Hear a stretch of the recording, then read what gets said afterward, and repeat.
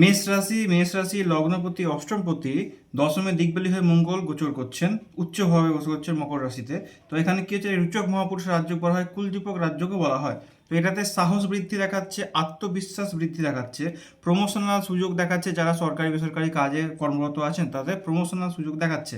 ফিটনেসের নজর বৃদ্ধি হবে। অনেক সময় এখন জিমে জয়েন, যেহেতু শীতকাল চলছে, অনেকে মনে হবে যে ওবেসিটি বা ওজন বৃদ্ধি হয়ে গেছে বা শরীর ম্যাচমেচা ভাব করছে, তারা নতুন করে জিম জয়েন করতে পারেন বা শরীরচর্চা করতে পারেন, ব্যায়াম ইত্যাদি করতে পারেন। কোনো পুরনো ইচ্ছা যদি হয়ে থাকে, সেটা নিয়ে যদি কর্মরত থেকে যায়, সেখানে কিন্তু উপলব্ধি, নতুন কোনো অ্যাচিভমেন্ট দেখাচ্ছে। পুরনো ইচ্ছা পূরণ কিন্তু দেখাচ্ছে। কর্মক্ষেত্রে উন্নতি, প্রমোশনাল ট্রান্সফারের যোগ দেখাচ্ছে। যারা মেডিকেল ফিল্ডে আছেন, রিয়েল এস্টেট বিজনেসে আছেন, এদের কিন্তু ভালো লাভ কিন্তু দেখাচ্ছে। গৃহ থেকে দূরে, যেহেতু মঙ্গলের দৃষ্টি প্রথমত আপনার চতুর্থ ঘরে পড়ছে, সপ্তম দৃষ্টি, তাহলে এখানে কী হবে, গৃহ কলহ, মায়ের শারীরিক সমস্যা দেখাচ্ছে। মাঝে মধ্যে আপনার হৃদরোগ যারা হৃদরোগ নিয়ে ভুগছেন তাদের কিন্তু সমস্যা কিন্তু বৃদ্ধি দেখাচ্ছে। দাম্পত্য কলহ যদি হয়ে থাকে সেটা ঠিক হয়ে যাবে, কিন্তু মাইগ্রেন বা মাথা ব্যথার সমস্যা দেখাচ্ছে। ঠিক আছে, এই জিনিস খেয়াল রাখতে হবে। নিজের হাই বিপি, চেস্ট, বুকের কোনো সমস্যা যদি হয় তা ডাক্তার পরামর্শ নিয়ে নিন। নমস্কার।